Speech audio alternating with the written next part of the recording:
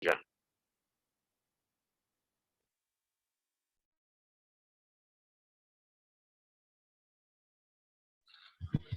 Hello everyone.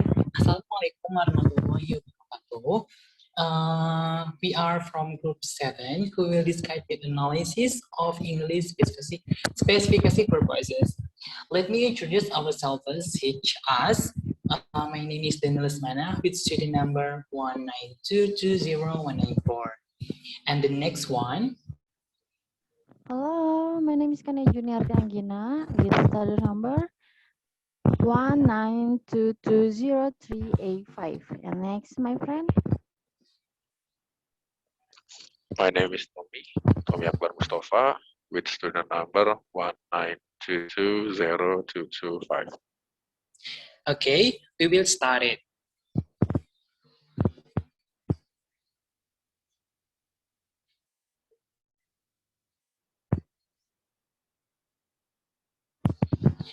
The first slide, there's definition of need analysis, and there are 3 points. And the first point, a need analysis refers to the activities involved in collecting the necessary information for developing an effective curriculum that meets students' particular needs. EY et al. 1999. Jadi yang pertama itu ada analisis definisi kebutuhan. Nah, pada poin pertama yaitu analisis kebutuhan mengacu pada kegiatan yang terlibat dalam mengumpulkan informasi yang diperlukan untuk mengembangkan kurikulum yang efektif, yang memenuhi kebutuhan khusus siswa. Itu kata EY et al. Pada tahun 1999. The point number 2, in order for this to take place, the teacher must identify learners' need and make determining distinction between target and learning needs. Jadi poin yang kedua itu, agar hal ini terjadi, guru harus mengidentifikasi kebutuhan peserta didik dan membuat perbedaan yang menentukan antara kebutuhannya, yaitu ada target dan cara belajarnya. And the third point is learning needs. Refer to the background linguistic knowledge the learner needs to have in order to master further abilities he will need to perform in the target situation. Jadi poin nomor 3 yaitu kebutuhan belajarnya. Nah, mengacu pada latar belakang pengetahuan linguistik yang mereka perlukan agar mereka bisa menguasai kemampuan lebih lanjut yang perlu dia lakukan dalam situasi target tersebut. And the next one is Kania Juniarti. Please, Kania. Okay, next, target needs. Point 1, learners lacks need and wants.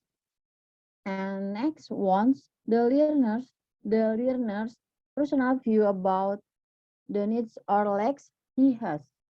And last, lacks the gap exciting between the target proficiency and the current proficiency of the learners.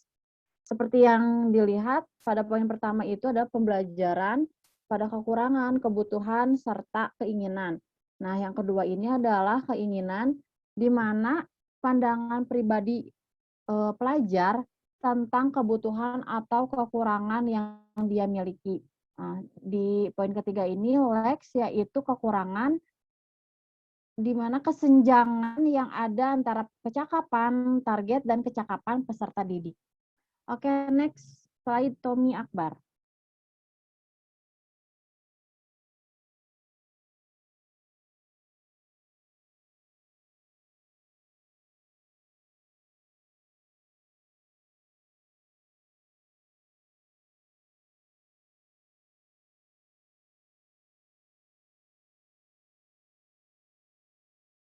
Tommy Akbar. Tommy, please.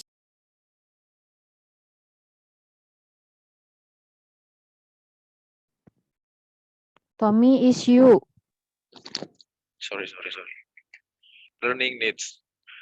Refer to the background linguistic knowledge the learner needs to have in order to master the further abilities he will need to perform in the target situation. How can we identify needs, lacks, and want?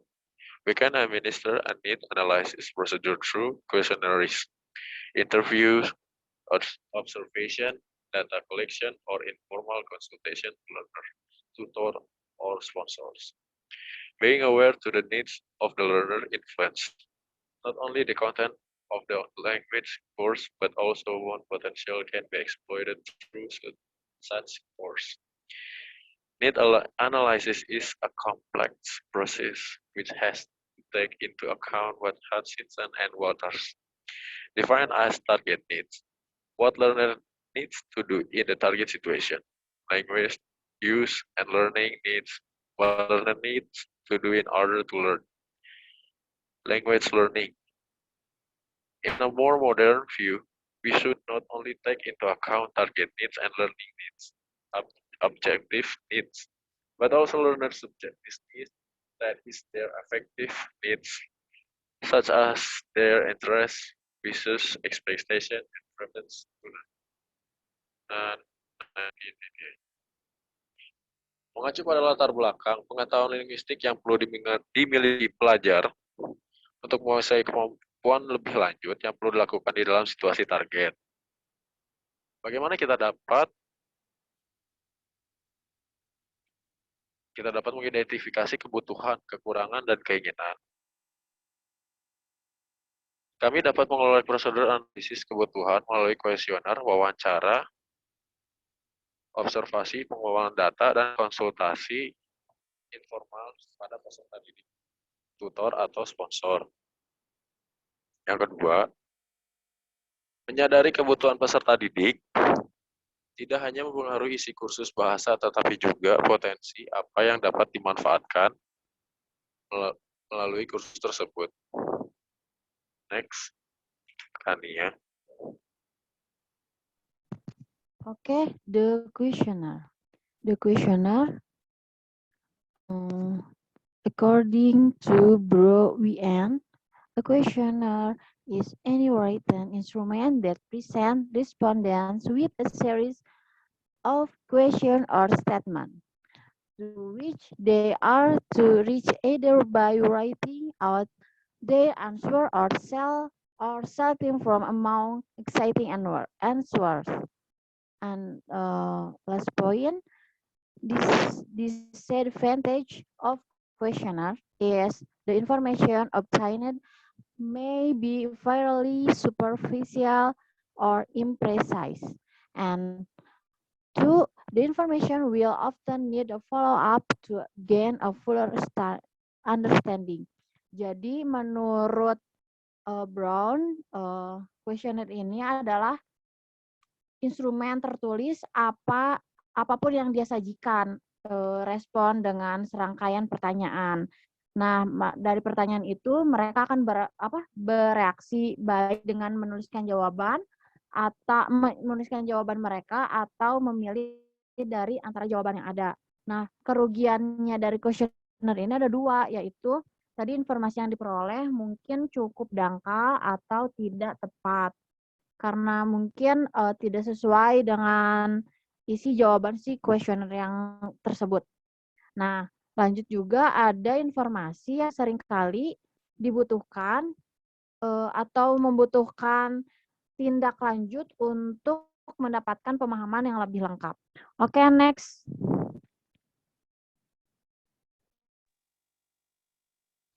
Data collection device, self-ratings. Self-ratings might be included as part of questionnaire. Next is disadvantage. It provides only impressionistic information. Penilaian diri. Yang pertama, penilaian diri mungkin dimaksudkan sebagai bagian dari kuesioner. Dan yang kedua adalah kerugiannya. Ini hanya memberikan informasi impresionistik.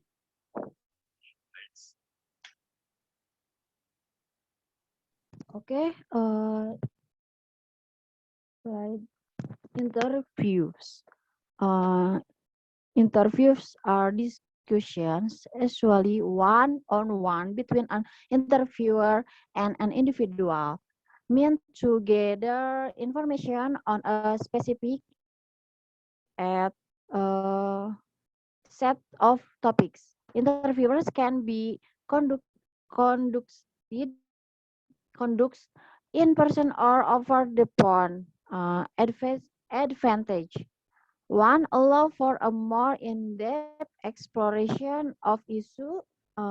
Two, may be useful at the preliminary stage of designing a questionnaire.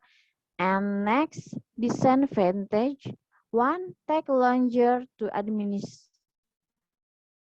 And two, itu wawancara.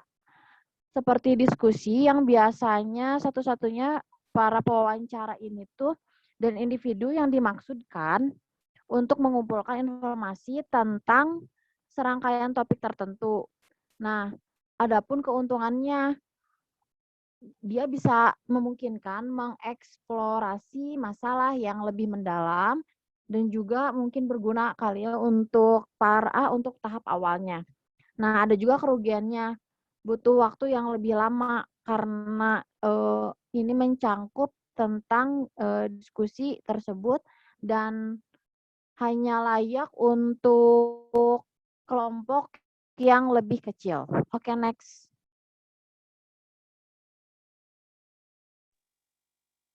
Meeting. Advantage. First one is advantage. Allow a large amount of information to be collected in a fairly short time. Second one is disadvantage. Information may be impressionistic and subjective. Pertemuan. Jadi pertemuan ini ada terbagi menjadi dua. Yang pertama adalah keuntungannya. Memungkinkan sejumlah besar informasi dikumpulkan dalam waktu yang cukup singkat. Dan yang kedua adalah kerugiannya. Kerugiannya yaitu informasi mungkin impresionistik dan subjektif. Next. Oke, observation may either involve counting the number of times that a particular phenomenon occurs, such as how often a particular word is used in interviewers, or coding observational data to translate it into numbers. And take into account, one, people often do not perform well when they are observed. And two, the skill of observer. Nah, di sini tuh kemungkinan juga melibatkan perhitungan, di mana perhitungan ini berapa kali fenomena yang terjadi. Nah, seperti seberapa sering kamu atau kata yang tertentu itu digunakan dalam wawancara. Nah, yang dimaksud memperhitungkan itu, nah si orang ini tuh orang yang sering tidak berkinerja baik ketika diamati. Jadi dia kurang spesifik dalam saat wawancara itu. Nah, ada juga keterampilan pengamatannya. Next. Last, Denny.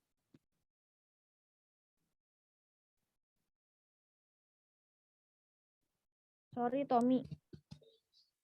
Tommy, please. Yeah. The purpose of need analysis. Need analysis in language teaching may be used for a number of different purposes. Part 1. To find out what language skill a learner needs in order to perform a particular role, such as sales manager, tour guide, or university student. Second one is to help determine if an existing course adequately addresses the need of potential student. Third one is to determine which student from a group are most in need of training in particular language skill. The fourth is to identify a change of direction that people in reference group feel is important. The fifth one is the last one, to collect information about a particular problem learner are experiencing. Maksud dari tujuan untuk menganalisa. Analisis kebutuhan adalah pengajaran bahasa yang dapat digunakan untuk sejumlah tujuan yang berbeda. Terdapat 5 poin. Poin pertama, untuk mengetahui keterampilan bahasa apa yang dibutuhkan pelajar untuk menjalankan peran tertentu seperti manajer penjualan, pemandu wisata, ataupun mahasiswa. Yang kedua, untuk membantu menentukan apakah kursus yang ada cukup memenuhi kebutuhan siswa potensial. Yang ketiga, untuk menentukan siswa mana dari suatu kelompok yang paling membutuhkan pelatihan keterampilan bahasa tertentu. Yang keempat, mengidentifikasi perubahan arah yang dirasakan oleh orang-orang dalam referensi adalah penting. Dan yang terakhir, untuk mengumpulkan informasi tentang masalah tertentu yang dialami peserta didik.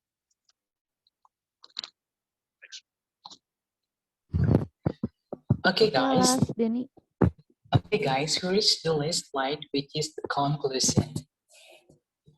In conclusion, the results of the LEADS analysis help us as teachers to identify the students' protective professional needs, the students' needs in terms of language skill, and the students' deficiencies in the area of language skills.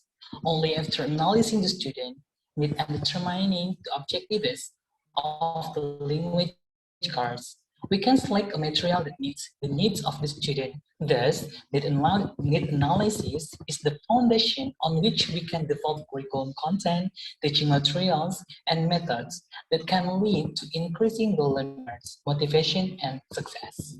Jadi kesimpulannya, hasil analisis kebutuhan itu membantu kita sebagai guru untuk mengidentifikasi kebutuhan profesional calon siswa, kebutuhan siswa dalam hal keterampilan bahasa, dan kekurangan siswa dalam bidang keterampilan bahasa. Hanya saja menganalisis kebutuhan siswa dan menentukan tujuan kursus bahasa. Kita dapat memilih materi yang sesuai dengan kebutuhan siswa. Oleh karena itu, analisis kebutuhan menjadi landasan bagi kita untuk mengembangkan konten kurikulum, bahan ajar, dan metode yang dapat meningkatkan motivasi dan kesuksesan peserta didik. Okay guys, thank you from us. Sorry if I have a mistake. Assalamualaikum warahmatullahi wabarakatuh.